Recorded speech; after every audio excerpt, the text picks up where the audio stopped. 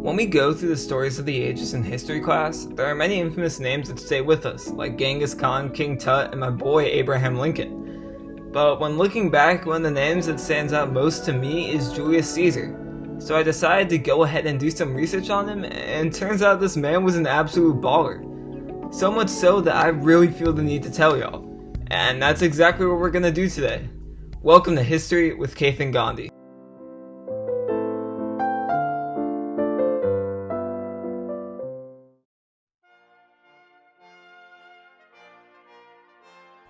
On either the 12th or 13th in July 100 BCE, a baby was born, bearing the name the same of his father and grandfather before him, Gaius Julius Caesar. So apparently back in the day, the word Gaius meant happy, so his name was literally Happy Julius Caesar.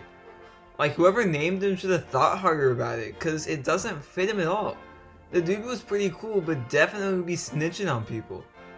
Both Caesar's father and grandfather had been political officials as well, but Caesar's greatest connection to the Republic was through his father's sister, who was married to the great Gaius Marius.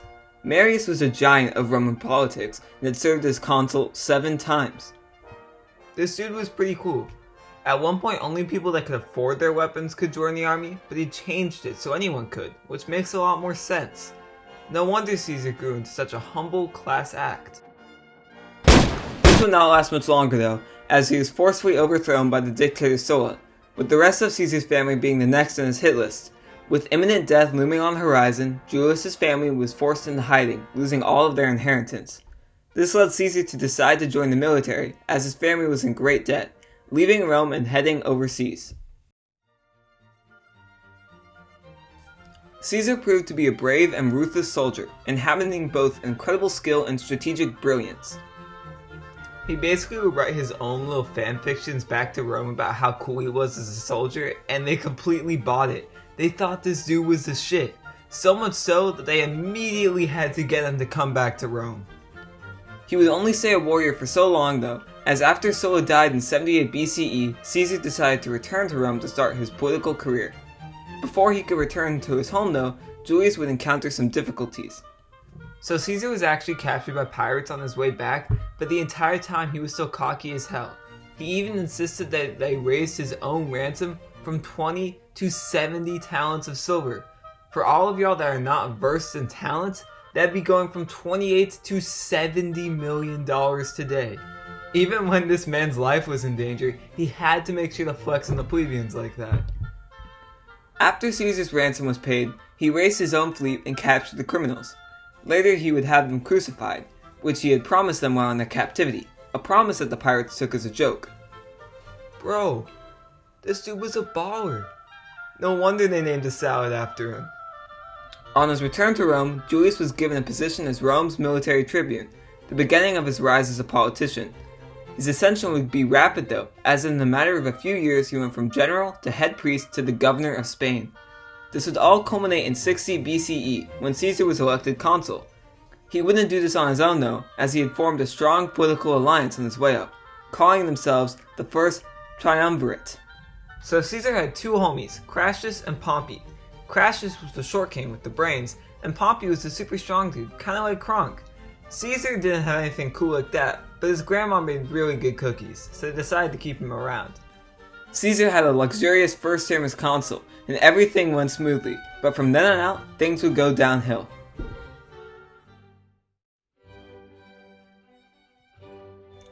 After Julius had finished his first term as consul, he was sent to Gaul.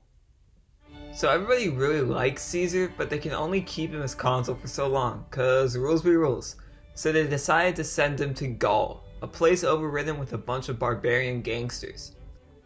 The Gauls would prove no problem for the Master General though, as by about 50 BCE, Caesar had conquered all of them. This would not come without a price though. R.I.P. Crassus.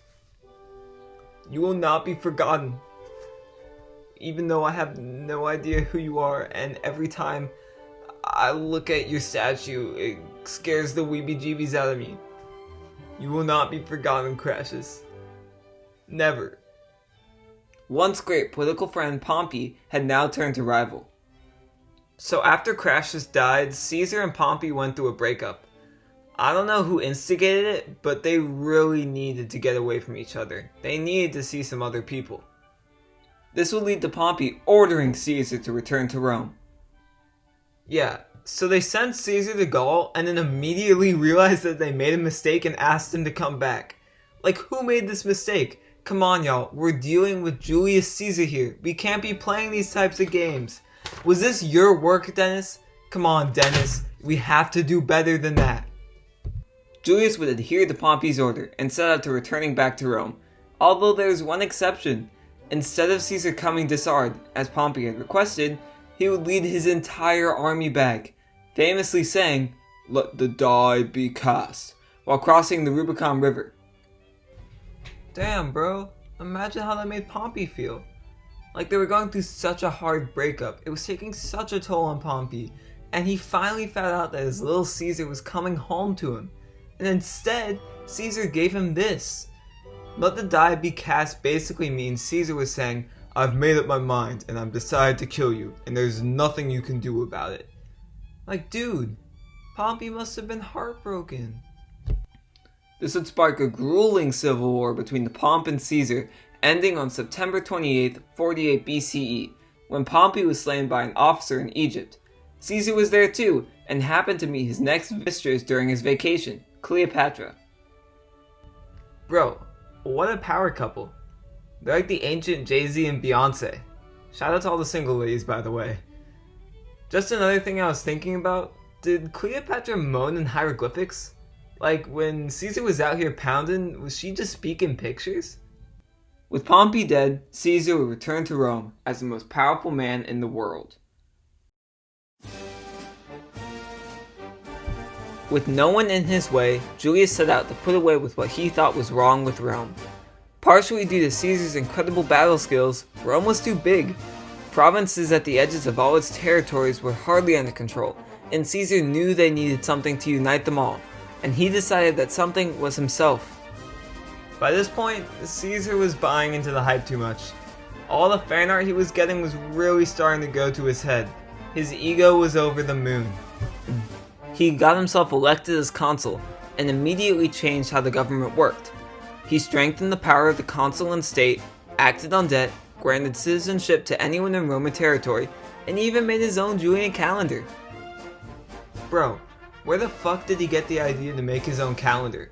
Like, if I am king of the world, that is not at the top of my list. 1. Rule the world.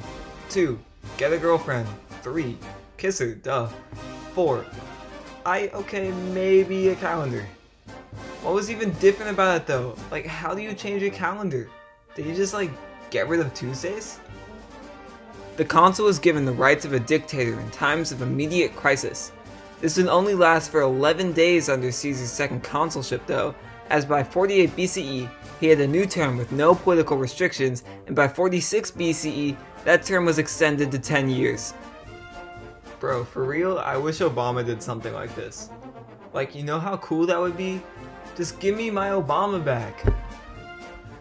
Although when the Roman Republic had been established, they set out to rid the city of kings, they essentially were living under a new one, just with a different title.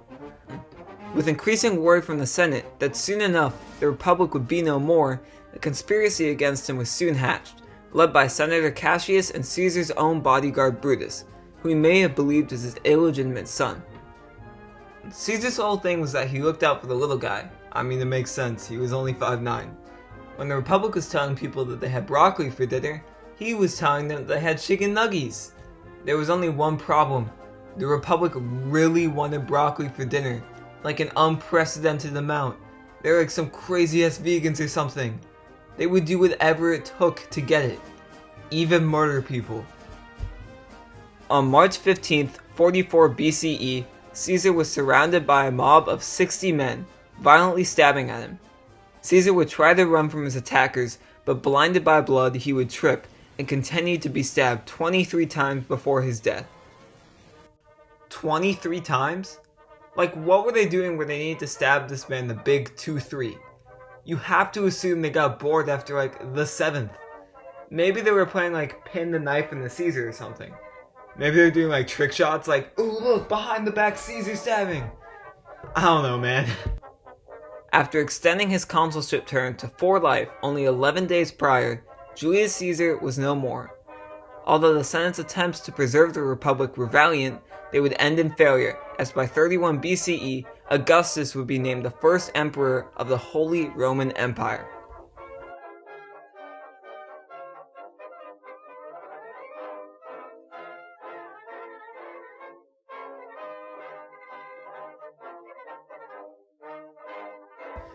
If you like the content you saw in this video and want to learn more, links are in the description below of articles on the topic. Please also consider hitting the like and subscribe button as these my god, I can't say words. Please also consider hitting the like and subscribe button as these videos take a long time to make. Till next time, boys.